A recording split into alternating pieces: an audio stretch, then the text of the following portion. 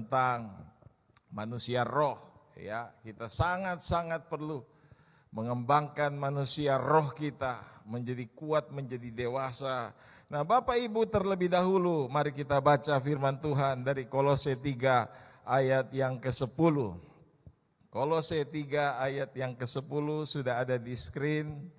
Ya, kita baca bersama-sama dengan iman. Ya, 1, 2, 3. Dan telah mengenakan manusia baru yang terus-menerus diperbarui untuk memperoleh pengetahuan yang benar menurut gambar kaliknya. Nah, Bapak Ibu yang dikasihi Tuhan, untuk menerima keselamatan maka kita harus minta ampun atas segala dosa. Dan kemudian kita harus menerima karya penebusan Tuhan Yesus di kayu salib. Ya, ketika dia curahkan darah sampai mati di kayu salib dan dia bangkit. Ya, dan setelah itu kita minta ampun atas segala dosa. Bapak Ibu, ya, untuk menerima keselamatan itu tidak cukup cuma minta ampun atas segala dosa. Kita minta ampun pun kita tidak diselamatkan. Kenapa Bapak Ibu? Di dalam kekristenan, ya, Bapak Ibu boleh baca tapi nggak usah ditampilkan. Di dalam doa Bapa kami, di dalam Matius 6 ayat 12, ada frase yang bertuliskan begini, ampunilah kesalahan kami, seperti kami mengampuni kesalahan orang lain. Kesalahan atau dosa di dalam bahasa Yunani dituliskan opeilema. Leima. Ya, itu artinya utang. Jadi dosa di dalam pandangan Alkitab itu bukan cuma sekedar kesalahan, ya, tetapi hutang. Ya, supaya jelas, saya kasih satu ilustrasi. Ya, misalkan saya tuh mau pinjam duit kepada Pak Erens, seperti itu. Pak Erens, saya mau pinjam 100 juta. Seperti itu ya. Langsung dikasih 100 juta karena dia percaya sama saya. Seperti itu. Kapan Pak Hence mau ganti? Bulan depan. Nah, gitu kan? Ya. Baru 2 minggu berjalan saya sudah datang lagi kepada Pak Erens. Ada apa lagi ini Pak Hence? Saya mau pinjam uang. Hah? Kemarin belum dikembalikan sudah pinjam lagi. Ya. Mau pinjam berapa ini? 100 juta lagi. Watch. Tapi karena dia murah hati, dia kasih 100 juta. Ya. 1 bulan berlalu saya belum ganti uangnya. Saya datang lagi. Ada apa Pak Hence? Mau pinjam uang lagi yang ketiga kali. Ya. Berapa? 100 juta. Hah? 100 juta lagi. Langsung dia marahin saya. Apa-apaan ini Pak Hence? Gitu ya. Itu utang yang pertama belum dibayar, utang kedua sudah minjam, yang ketiga lagi dia mau pinjam lagi. Kamu ini hamba Tuhan apa begitu ya? Dia marah. Langsung saya bilang, aduh saya mohon maaf, saya menyesal. Dan mulai sekarang saya minta ampun atas segala dosa dan kesalahan saya. Saya janji. Saya tidak akan meminjam lagi. Masalah selesai? Enak aja kau Pak Hence ya. Mungkin dia marah ke saya. Nah, dosa itu utang, tidak cukup cuma minta ampun. Amin. Ya, tetapi selain minta ampun, kita harus menerima karya penebusan. Tuhan Yesus menggantikan kita, dia yang bayar utang kita. Seperti itu. Ya. Jadi kalau kita mau terima keselamatan tidak cukup cuma minta ampun, tapi kita harus terima karya penebusan Tuhan Yesus. Karya penebusan dalam kekristenan itu artinya dia yang gantikan kita. Seharusnya kita yang curahkan darah, dia sekarang yang curahkan darah. Seperti itu Bapak Ibu. Dan keselamatan kita nggak bisa dapat lewat perbuatan baik, nggak bisa. Ya, saya kasih contoh lagi. Suatu hari saya gebukin, maaf ya Pak ya, ini cuma contoh ya. Ya, tadi saya pinjam duit, sekarang saya gebukin, dia babak belur. Besoknya saya adakan saya adakan bakti sosial. 500 paket sembako saya bagi-bagi. Ya, di sekitar gereja ini. Ya, seperti itu. Wah, saya tampil begitu baik. Ternyata Pak Ernst ini lapor polisi. Dan saya dituntut. Waktu di pengadilan, ya, maka hakim memutuskan bahwa Heinze Sondag dia dipenjarakan 1 tahun. Langsung saya protes kepada Pak Hakim. Pak Hakim, apa Pak Hakim tidak tahu? Memang saya salah sama dia. Tapi 1 hari setelah itu saya adakan bakti sosial, saya berbuat baik. Mestinya saya dibebaskan. Bisa nggak seperti itu? Nggak bisa. Ya. Kita tidak bisa diselamatkan dengan perbuatan baik. Makanya Yesaya katakan 64, Yesaya 64. Ya, perbuatan baik kita, kesalehan kita bagaikan kain kotor. Kita diselamatkan nggak mungkin Bapak Ibu cuma minta ampun, berbuat baik, nggak bisa. Tetapi harus lewat darah Tuhan Yesus. Karena itulah yang cuma bisa menggantikan kita. Ingat, dosa itu adalah utang. Opei lema. Tidak cukup cuma berbuat baik. Kalau cuma berbuat baik dan kita diselamatkan, itu penghinaan kepada Tuhan Yesus. Karena untuk apa dia susah-susah datang ke sini dan ternyata kita diselamatkan cuma gara-gara perbuatan baik. Perbuatan baik itu mestinya adalah hasil iman kita kepada Tuhan Yesus. Seperti itu. Dan saya percaya Bapak Ibu yang ada di tempat ini, jemaat yang setia, ya, kita semua sudah menerima Yesus sebagai Tuhan dan Juru Selamat. Amin. Kalau yang belum, nanti bisa datang kepada Bapak Gembala yang akan menuntun atau kepada hamba-hambanya yang sudah ditunjuk. Ya, kita semua sudah menerima Yesus sebagai Tuhan dan Juru Selamat, menerima karya kematian kebangkitan Tuhan Yesus, menerima karya penebusan Tuhan Yesus. Ya. Dan sekarang apa tanggung jawab kita? Tanggung jawab kita adalah ini. Sekarang kita sudah mengenakan manusia baru. Dan ternyata konsep baru menurut Alkitab. Baru itu bisa terus menerus. Ya. Kita punya tanggung jawab sebagai manusia baru. Ya. Dengan roh yang sudah dilahirkan baru ketika kita terima Yesus. Maka kita punya tanggung jawab manusia baru ini harus terus diperbaharui terus menerus. Keyboard yang luar biasa ini, ya, wah ini pasti keyboard yang mahal ini, ya, seperti itu. Ya, mungkin dibeli 10 tahun lalu. Waktu dibeli keluarkan dari dos, ya, dari kardusnya. Pada saat itulah dia baru. Setelah itu nggak baru lagi. Coba dijual lagi, pasti potong berapa 25% harga. Seperti itu. Tapi ternyata di dalam kerajaan Allah yang namanya baru bukan cuma 1 kali baru, kalau itu 1 kali baru.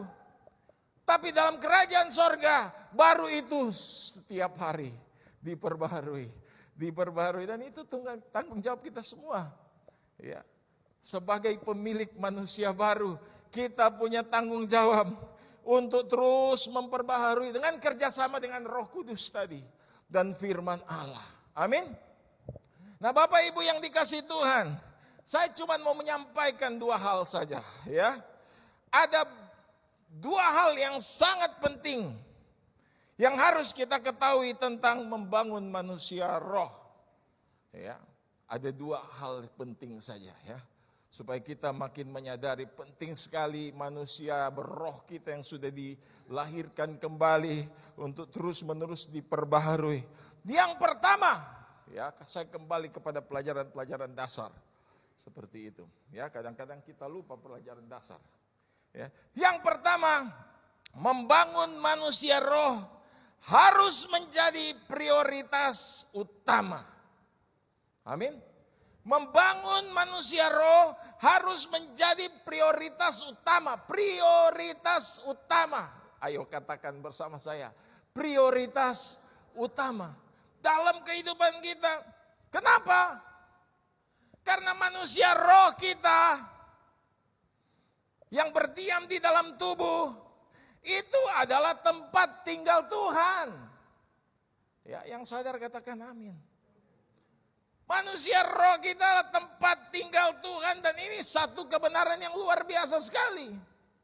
Bapak Ibu bisa bilang kepada tetangga kita, ya, umat Kedar Nebayot, Tuhan yang maha besar, yang maha kuasa, dia tinggal di dalam kita. Langsung diketawain. Langsung, karena mereka punya pandangan dia maha besar, tidak mungkin dia menempati kita yang kecil, yang hina, penuh dosa. Seperti itu. Tapi ini satu kebenaran yang luar biasa sekali. Saya tuh dulu punya tetangga. Satu Pak Haji yang soleh gitu. Ya, kalau saya Natal dia datang, kalau dia Lebaran saya datang, sering kita bersama-sama, dan suatu ketika sama-sama ada di luar rumah, karena cuma bertetangga ya. Ya, dia di luar, saya di luar, dan kita ngobrol. Tiba-tiba Pak Haji itu bertanya kepada saya, Pak Hence, kalau menurut Bapak dan agama Kristen, apa yang paling dekat dengan manusia, dengan kita? Nah, dia waktu itu ada juga disertai sama anak perempuannya. Saya tuh mau jawab, langsung anaknya yang perempuan itu langsung jawab, kematian. Wih, saya kaget waktu dia bilang yang paling dekat dengan mereka itu kematian. Mau ketawa, takut dosa. Ternyata yang paling dekat dengan mereka, ya menurut Pak Haji, mungkin Pak Haji juga dikasih tahu sama Pak Ustadz, kematian. Yang paling dekat dengan kita siapa? Ya ini, Tuhan sendiri, dia berdiam di dalam kita. Kalau maaf, kalau Pak Erens pergi ke toilet, istri ikut? Enggak. Tapi Tuhan ikut. Waktu Pak Erens nanti ketemu dengan Ayatollah Khamenei di Iran, ke Gaza, istri pasti nggak mau ikut. Tapi kalau Tuhan ikut, dia ada di dalam diri kita. Dia yang terdekat dalam hidup kita. Dan dia berdiam di dalam manusia roh kita. Amin. Makanya sangat penting kita harus membangun manusia roh kita. Manusia roh kita itu sifatnya kekal. Ya, kekal ke depan. Ya. Tadi ada lagu bilang begini, kalau Tuhan itu yang awal dan yang akhir. Ya, sebenarnya kan Tuhan tidak berawal, tidak berakhir gitu ya. Seperti itu. Sebelum semuanya ada, dia sudah ada. Dan setelah semuanya dibinasakan, dia tetap ada. Seperti itu, Bapak Ibu. Ya. Manusia, kalau Tuhan tidak berawal, tidak berakhir. Kalau kita punya awal, tapi tidak punya akhir. Sewaktu Tuhan menciptakan kita, kita sudah menjadi roh. Roh kita nggak pernah bisa dibinasakan, cuman pindah tempat. Ya, ke sorga atau ke neraka, tapi semua di sini ke sorga. Soalnya saya sudah lihat ini luar biasa. Pujian penyembahannya sungguh luar biasa. Orang-orang surga ini ya. Yang tidak biasa memuji menyembah itu kayaknya mesti di lain. Karena di Wahyu bilang yang ada di sorga itu yang biasa memuji menyembah Tuhan. Gitu ya. Seperti itu. Enggak cocok bagi yang tidak suka memuji menyembah Tuhan. Ya. Jadi waktu kita sebagai manusia roh mati, roh kita tidak mati. Yang mati itu cuma manusia jasmani kita. Ya, manusia roh tetap ada. Dan kita semua adalah jurusan ke sorga, benar kan? Ya. Kalau begitu apa itu manusia? Makhluk apa sih? Manusia itu adalah makhluk roh. Berdiam di dalam tubuh dan memiliki jiwa. Seperti itu. Ya. Jadi sebenarnya kita manusia roh, ya, saya yang sebenarnya bukan apa yang tampak ini, bukan, ya, bukan yang saya cubit-cubit ini, bukan. Bapak Ibu yang sebenarnya itu bukan yang saya lihat ini. Coba katakan kiri kanan, saya yang sebenarnya bukan saya yang kelihatan ini loh. Ayo bilang. Ya, saya yang sebenarnya adalah manusia roh. Ya. Nah, Bapak Ibu yang dikasih Tuhan, orang yang hanya sadar bahwa dirinya adalah manusia jasmani, akan sibuk sekali mendandani manusia jasmaninya. Bukan salah, saya nggak bilang salah. Ya, pagi-pagi langsung yang dia pikirkan olahraga. Nggak salah Bapak Ibu ya. Ya, bagaimana merawat tubuh nggak salah. Bagaimana kita tampil cantik harus seperti itu. Saya tidak bilang boleh atau tidak boleh, tetapi mana yang lebih prioritas? Membangun manusia roh dengan berdoa atau olahraga setiap pagi? Bukan masalah boleh tidak boleh loh. Ya, ini pelajaran yang dasar sekali. Mana yang lebih prioritas? Berolahraga setiap pagi atau berdoa setiap pagi?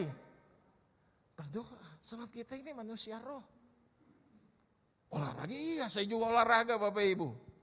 Ribuan langkah setiap hari. Ya, saya jaga kondisi, saya cenderungnya turun kalau badan.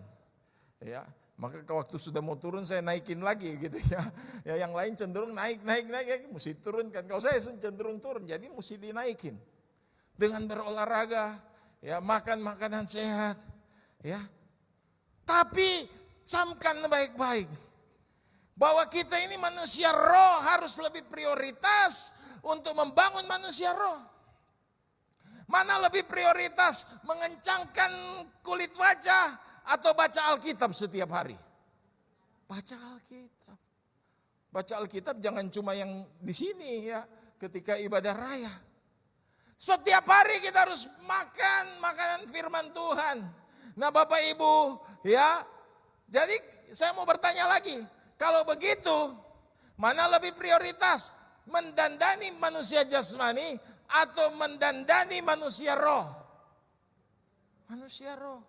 Tapi perlu mendandani manusia baru, manusia roh, manusia jasmani kita perlu. Ya, jangan sampai ibu-ibu sudah nggak tahu bagaimana make up. Waduh, ntar lagi Tuhan Yesus mau datang. Ya, dan maaf, ada ibu-ibu saking rohaninya sudah 2 hari dia tidak ganti dasternya. Karena mau tampil cantik di hadapan Tuhan, membangun manusia roh, lupa mandi. Seperti, oh enggak begitu, saya kembali lagi katakan, saya tidak bicara tentang boleh atau tidak boleh. Mana yang lebih prioritas? Dan kalau membangun manusia roh itu lebih prioritas, kenapa kita tidak kasih waktu yang lebih banyak lagi untuk baca Alkitab? Berdoa, memuji, menyembah Tuhan.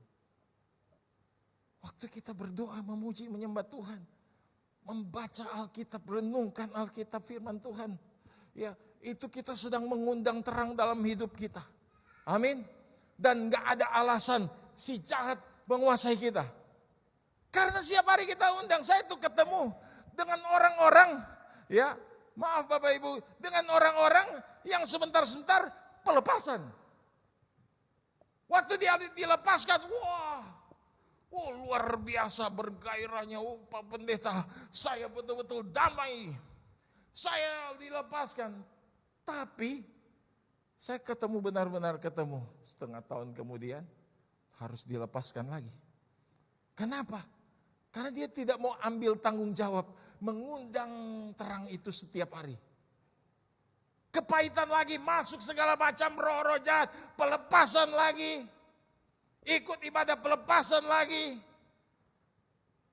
Padahal kalau kita mengundang terang setiap hari dengan bersekutu, lewat doa, pujian, penyembahan, baca renungkan firman Tuhan, kita nggak perlu pelepasan terus. Cukup 1 kali kalau itu pun terikat. Ya, 10 tahun lalu saya ada di depan sekolah mau jemput anak. Tiba-tiba ada bapak yang sudah tua. Ya mungkin waktu itu umurnya sudah 60-an tahun lah. Sekarang mah sudah 70-an. Dia deketin saya. Saya lihat wajahnya, ya ada kerut di sini, banyak pikiran, nampaknya dia lagi stres. Dia tahu saya juga Kristen, bahkan dia tahu saya hamba Tuhan. Nah, orang ini orang Katolik Bapak Ibu. Ya. Dan dia langsung mendekat kepada saya dan dia bilang begini, "Pak, Bapak punya kenalan orang pintar." Oh, apa konotasi orang pintar? Dukun kan? Maksud Bapak apa orang pintar itu? Ya dukun. Untuk apa? Ini satu keluarga kita kena santet. Kena santet, ada penampakan yang aneh di rumah. Anak saya yang sudah menikah 12 kilo turun, ya. 12 kilo badannya tuh menyusut dalam 1 bulan. Saya sakit-sakitan dan sebagainya. Pokoknya ada satu alam, ya, atmosfer yang saya tidak bisa jelaskan. Jadi saya mau tanya, jangan-jangan Bapak tuh punya dukun sakti? Hah? Langsung saya bilang, loh, kita orang percaya. Roh yang ada dalam kita lebih besar. Di mana ada kita mestinya dia lari. Bukan kita yang melarikan diri. Saya bilang firman Tuhan, langsung saya tawarkan diri. Bagaimana kalau saya yang melayani saja? Dan saya layani satu keluarga. Ada banyak ya, saya seperti dokter aja kalau mau melayani pelepasan. Pakai daftar satu persatu, doakan satu persatu. Dan maaf, bukan untuk meninggikan diri. Mereka semua dilepaskan satu keluarga.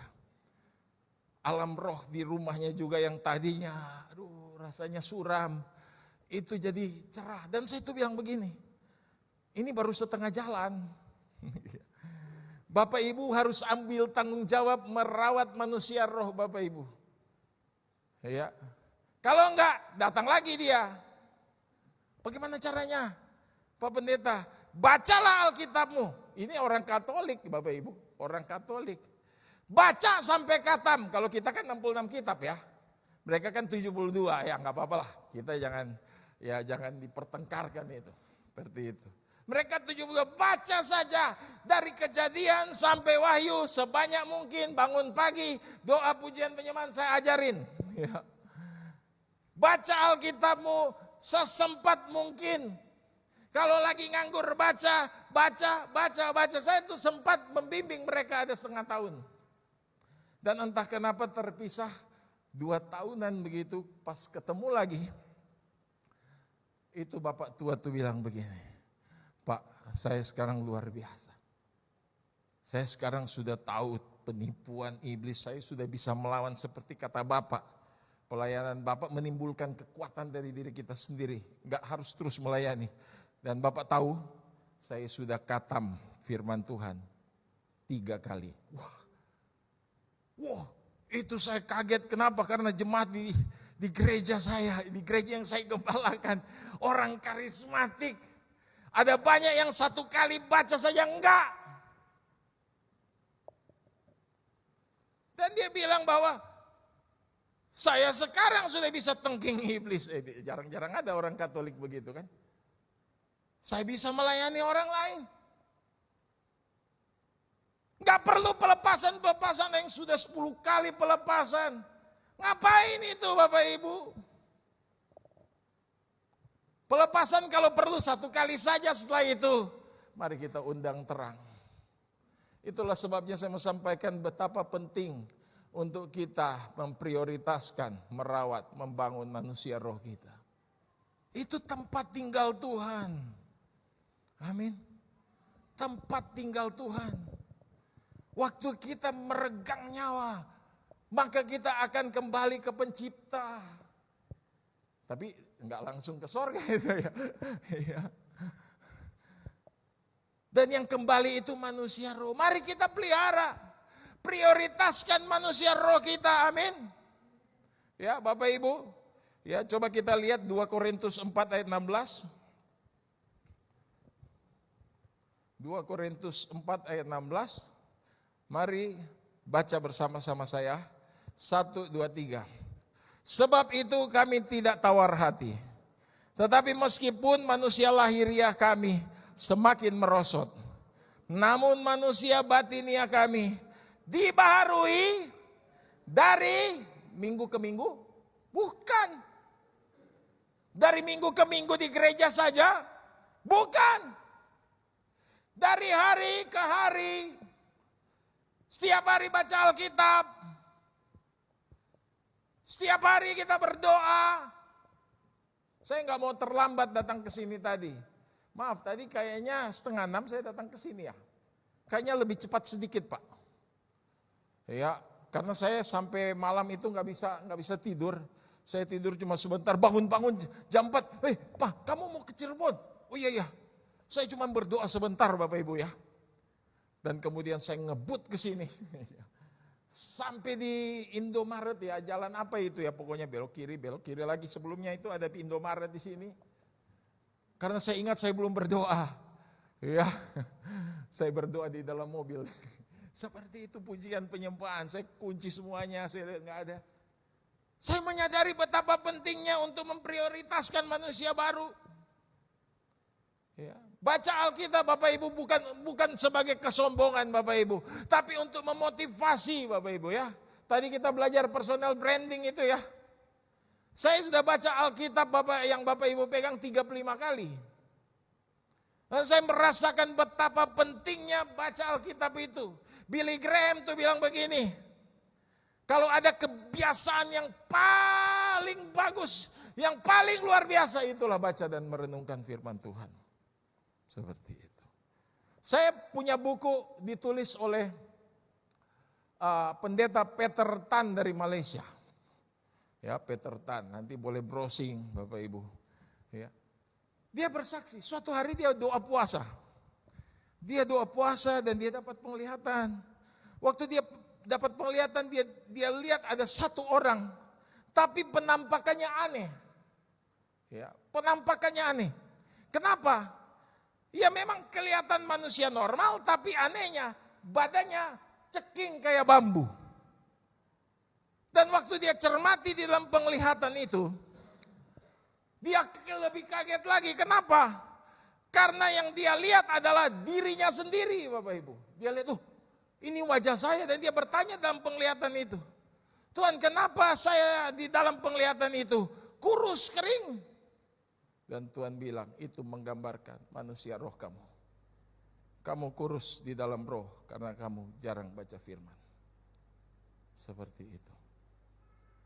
Itu sebabnya saya di mana-mana dorong orang baca Alkitab. Ngerti nggak ngerti, baca. Sesempatnya saja. Ya kalau sempatnya 2 pasal, 2 pasal. Ya. Sesempatnya mau 10 pasal, 10 pasal. Baca. Ya. Ada pahlawan iman zaman dulu, Smith Wigglesworth, yang pernah dipakai oleh Tuhan membangkitkan 14 orang mati. Dia baru bisa baca Alkitab, baru bisa baca umur 40 tahun. Itu pun diajarkan baca oleh istrinya bernama Polly. Sejak itu dia baca Alkitab sesempatnya, baca. Itu dikenal dengan nama manusia dengan satu buku. Baca Alkitab. Dan dia bilang begini, suatu hari dia buat satu pernyataan, ya, bahwa Smith Wigglesworth yang ada di dalam manusia roh Smith Wigglesworth 1000 kali lebih besar daripada manusia jasmaniku. Kenapa? Baca Alkitab. Bapak Ibu ingin kuat rohnya, baca Alkitab kita. Tadi ada perkataan, Yesus berkata, ku kuat. Bapak Ibu ingin kuat, baca firman-Nya. Renungkan dan belajar melakukan. Amin. Seperti itu. Maka kita harus prioritaskan untuk membaca, merenungkan firman. Saya punya buku zaman dulu, tulisan Rebecca Brown. Pernah melepaskan satu peninggi gereja setan namanya Elaine. Mungkin ada yang sudah pernah baca. Ya. Dan orang-orang di gereja setan itu bisa melihat orang-orang Kristen. Dan ternyata orang Kristen yang tidak suka baca Alkitab, maka pedang rohnya cuma gagang. Tapi kalau kita baca Alkitab, pedang roh kita menyala-nyala. Waktu kita ngomong, iblis lari tunggang langgang. Bukan kita yang lari. Seperti itu. Jadi yang pertama, kita harus prioritaskan membangun manusia roh kita. Amin. Lebih dari yang lain, saya tidak bilang boleh atau tidak boleh rawat tubuh kita. Amin. Olahraga, saya juga olahraga. Bahkan saya bukan cuma olahraga, olah napas. Ya, belajar bernapas dengan benar, seperti itu. Untuk mengeluarkan hormon-hormon, itu penting sekali. Mungkin Tuhan mau pakai saya sampai 80 tahun, tapi karena saya tidak olahraga, tidak merawat tubuh saya, baru 65 tahun saya sudah check out. Ya, saya lagi bicara mana yang lebih prioritas. Amin. Jadi bangun pagi besok langsung berdoa, saat teduh, baca Alkitab. Ya, renungkan firman Tuhan. Enggak ngerti, tanya kepada hamba-hamba Tuhan nih, kepada kokok saya ini, kepada Cici. Ya, saya juga pernah diberkati begitu ya. Dibilang ini itu, oh iya, jadi ngerti. Itu yang pertama. Ya, yang pertama tadi apa? Ya, membangun manusia roh harus menjadi prioritas utama, bukan yang kedua, bukan yang ketiga. Utama. Carilah dahulu kerajaan Allah dan kebenarannya. Artinya carilah yang pertama, itu carilah dahulu. Yang lain-lain jangan dulu. Bukan enggak boleh, bukan enggak boleh. Bolehlah scroll Facebook, Instagram, enggak apa-apalah. Tapi dahulukan Tuhan. Ya, itu yang pertama. Yang kedua sekaligus yang terakhir. Yang kedua, membangun manusia roh akan menjadikan kita kuat di dalam peperangan rohani. Amin. Bagaimana kita mau menangking setan, Bapak Ibu?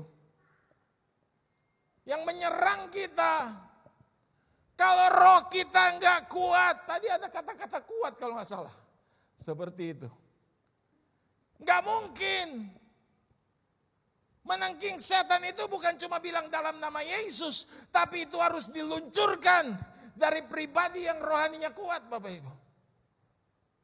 Yang diurapi oleh Tuhan. Seperti itu. Ya. Jadi yang kedua, membangun manusia roh akan menjadi kuat dalam peperangan rohani. Mau tidak mau, ngerti atau tidak ngerti, ya, kita sudah melayani di gereja atau belum, kita akan menghadapi suatu fakta, peperangan rohani 24 jam. Bukan cuma 2 jam dalam doa puasa kita berperang. Hadirilah doa peperangan rohani di Jumat Kliwon malam. Jam 7 sampai jam 9 persiapkan dirimu. Menangkan peperangan. Iya memang itu peperangan rohani. Tapi peperangan rohani dari bangun pagi. Baru bangun pagi aja iblis bilang, selfie dulu, posting, seperti itu. Iya kan? Sekarang kan apa-apa kita foto. Sampai orang datang ke restoran, sudah datang makanannya, nggak berdoa, tunggu, foto dulu. Klik, posting. 12 jam kemudian, makanan yang kita posting ada di mana? Tuhan Yesus bilang ada di jamban. Seperti itu. Hidup kita penuh peperangan rohani. Dan saya mau kasih tahu siapapun juga kita bisa jatuh dalam peperangan rohani. Ya, saya tentu tidak akan belajar sama-sama, kita pernah sekolah doa. Ya, di BPTC dulu. Ya. Ada peperangan rohani tingkat dasar, tingkat okultis, ada yang teritorial, strategis, seperti itu. Biasanya kalau tingkat strategis serahkan kepada yang pemilik otoritas di sini, siapa Bapak Gembala. Tapi peperangan tingkat dasar kita semua loh, hadapi percabulan di pikiran, imajinasi liar. Dari bangun pagi, dan saya mau kasih tahu Bapak Ibu, waktu zaman Tuhan Yesus jemaat mula-mula, kayaknya waktu Tuhan Yesus hadir, jabatan yang tertinggi di gereja itu siapa? Rasul, ya tentu setelah Yesus. Semua dikatakan murid, tapi cuma 12 dibilang rasul. Sekelas rasul saja Bapak Ibu, ada yang masuk neraka, benar gak? Yudas. Kalau yang jabatannya rasul, kalau sekarang rasul itu buka-buka gereja. Dan kalau rasul waktu dia buka gereja, langsung dia jadi gembala di situ. Jadi artinya kalau jadi rasul dia mesti seorang gembala juga, sudah melewati. Dia menginjil, ya 5 jawatan ada dalam dirinya, itu kalau rasul. Bayangkan, jabatan yang tinggi saja ada yang masuk neraka, berarti jabatan yang di bawah itu bisa masuk neraka. Termasuk kita semua yang ada di sini. Kalau kita tidak menjaga roh kita. Amin. Siapa saja. Ya. Dan saya mau kasih tahu, iblis pasti datang menyerang kita. Enggak nakut-nakutin Bapak Ibu. Kenapa? Tuhan Yesus saja dia datangi, masa kita enggak? Iya kan? Tuhan Yesus harus bergumul 3 kali mengatakan firman Tuhan baru dia pergi. Ada hamba Tuhan bilang begini, kalau iblis tidak ganggu saya, ngapain saya ganggu dia? Salah. Dia akan ganggu kita setiap hari, seumur hidup kita. Dan dia bahkan tahu kapan menyerang kita. Waktu kapan? Waktu roh kita lemah. Kapan waktu roh kita lemah? Ketika kita tidak punya hubungan dengan Tuhan. Tanpa terasa manusia roh kita lemah. Disitulah dia serang. Ingat baik-baik, Tuhan Yesus menang perang. 3 kali mengucapkan firman Tuhan. Tapi Lukas pasal 4 katakan, dia tunggu waktu yang tepat lagi untuk datang lagi. Iblis itu manusia yang tidak tahu malu. Kenapa Bapak Ibu? Saya masih ingat, sudah lama sekali itu. Waktu saya masih tinggal di Bandung. Saya dan istri datang bertamu kepada kawan kita. Kita sudah lihat dari dalam itu, kawan kita itu ada. Bahkan dia sempat begini. Pak. Mungkin dia enggak dengar. Pak. Dia enggak dengar, tambah keras lagi. Pak. Wah, enggak mungkin enggak dengar ini, udah keras ini. Apa masa mau teriak? Udah setengah jam. Dan saya tahu berarti dia tidak menghendaki kehadiran saya. Dia tidak usir saya. Sejak itu saya bilang kepada istri saya, kayaknya kita terakhir saja datang ke sini. Kita sudah gak mau datang. Yang saya mau sampaikan begini. Kalau manusia sekali diusir, mungkin gak akan datang lagi. Kalau iblis, dia tidak tahu malu. Hari ini kita bilang, ku menang. Bersama Yesus Tuhan, kita menang peperangan. Setengah jam kemudian dia datang lagi. Jadi memang kita dalam peperangan rohani harus memiliki roh yang kuat. Bapak Ibu, tekun. Peperangan rohani itu 24 jam, bukan cuma saat doa puasa. Bahkan iblis itu pingin sekali kalau kita meremehkan dia. Kenapa? Dia bikin kita meremehkan dia. Kenapa? Karena kalau kita meremehkan dia, berarti kita tidak akan berjaga-jaga. Kan kita sudah anggap remeh. Alkisah. Saya nggak dongeng sedikit, tapi saya baca dari buku. Bapak Ibu. Katanya orang Indian kuno, kalau mau menangkap bebek, dia siapkan semangka-semangka yang banyak. Jadi misalkan orang Indian itu saya, di situ kumpulan bebek. Kumpulan bebek yang banyak. Dan kemudian orang Indian mulai melakukan aksinya. Semangka itu yang bulat dilempar.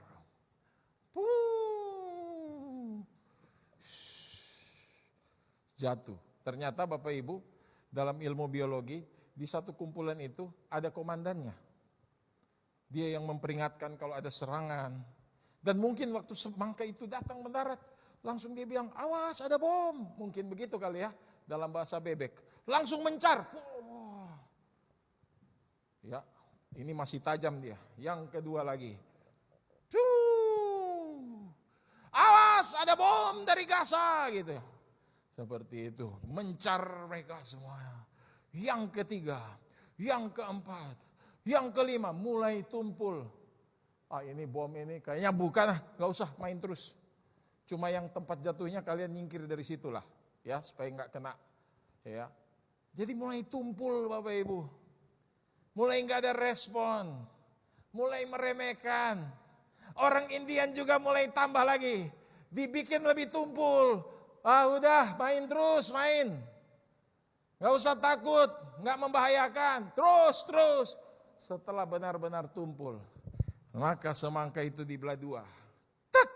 Ya, dikeluarkan buahnya, daging buah yang berwarna merah. Ditaruh di kepala. Kan sudah tumpul. Jadi kalau lihat semangka sudah gak takut lagi. Dan mereka selam. Ya, mereka menyelam. Pas di kumpulan bebek, ditangkap. Pak! 1 jam kemudian sudah ada bebek panggang. Bebek rica-rica. Bebek kecap. Seperti itu. Strateginya dibikin tumpul, dibikin bebek itu meremehkan dia. Hari-hari ini juga saya lihat begitu Bapak Ibu. Iblis bikin anak-anak Tuhan meremehkan hal-hal tertentu Bapak Ibu. Karena waktu meremehkan kita gak berjaga-jaga, kita gak melawan. Kamu kan sudah terima Yesus, kamu dipenuhi Roh Kudus, ngapain takut itu patung ini? Maaf ya, saya bukan pendeta mistik ya, memang ada patung-patung tertentu, topeng-topeng tertentu ada muatannya Bapak Ibu. Karena saya pernah melayani sepupu saya di Manado waktu saya pulang ke Manado beberapa tahun yang lalu. Ya, itu penuh kepahitan. Seperti itu. Udah tengking gak keluar. Tiba-tiba saya tuh menoleh ke kanan. Roh Kudus seperti berbicara. Maaf ya, kalau ada orang Bali di sini. Ada leak di situ. Saya bakar Bapak Ibu. Dalam nama Yesus. Dan terlepas roh jahatnya. Saya tes lagi dalam nama Yesus. Sekarang kamu ucapkan Tuhan Yesus dan sebagainya Bapak Ibu. Iblis seringkali membuat kita meremehkan hal-hal tertentu. Kamu sudah terima Yesus. Kamu dipenuhi Roh Kudus, kamu berbahasa roh. Ngapain takut lihat gambar-gambar yang sedikit sensual? Kamu kan lebih besar. Roh yang ada dalam kalian kan lebih besar. Dia bikin kita meremehkan dirinya supaya kita tidak berjaga-jaga dan dia gampang menguasai kita. Seperti. Ngapain kamu takut berteman dengan dia? Padahal bandar narkoba.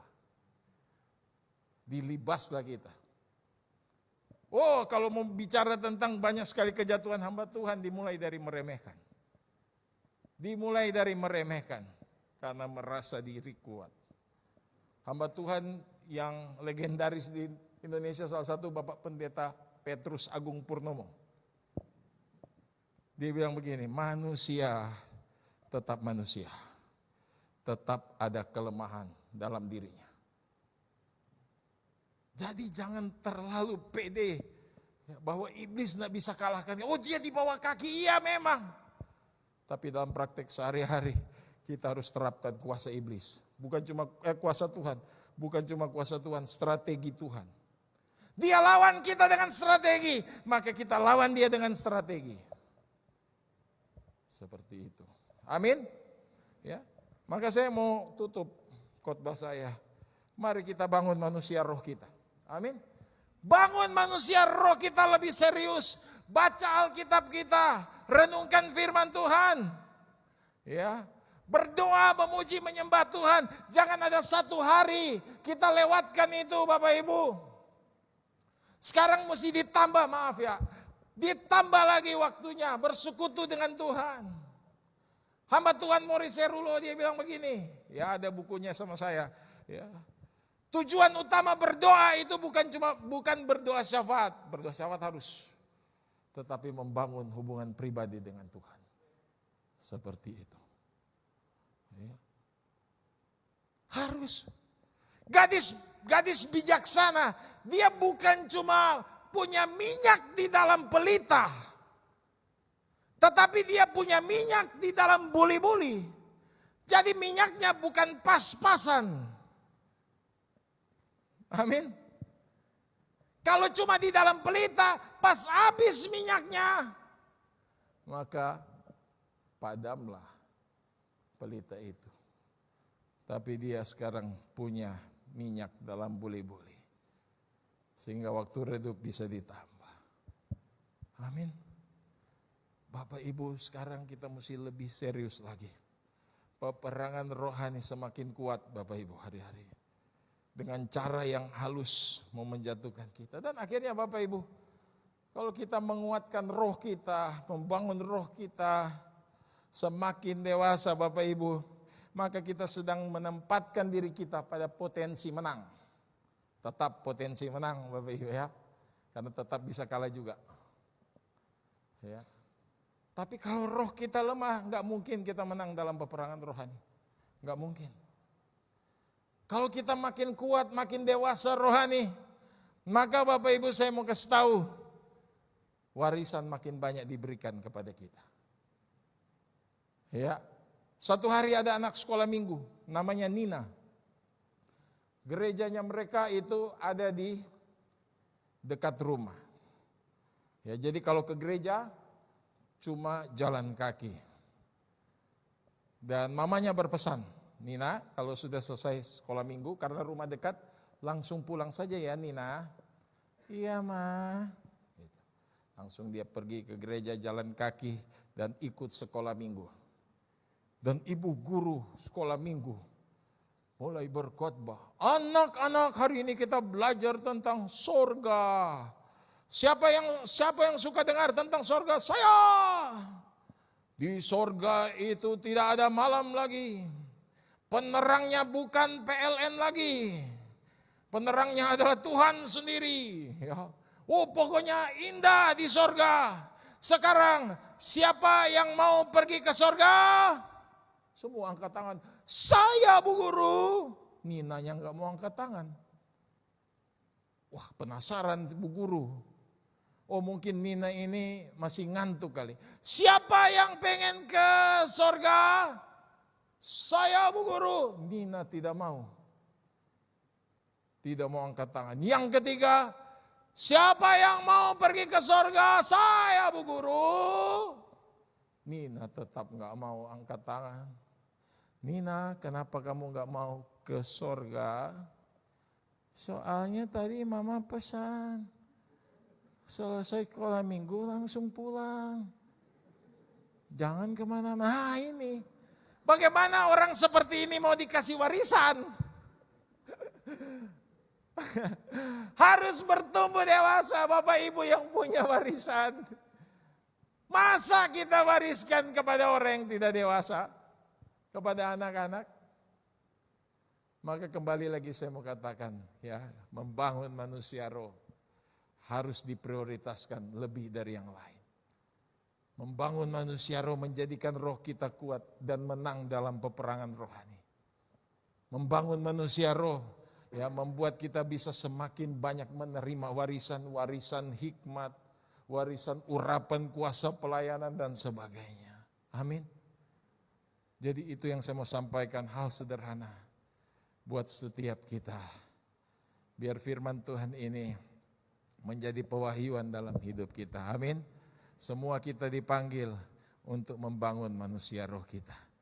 Yang sudah diperbaharui harus terus diperbaharui.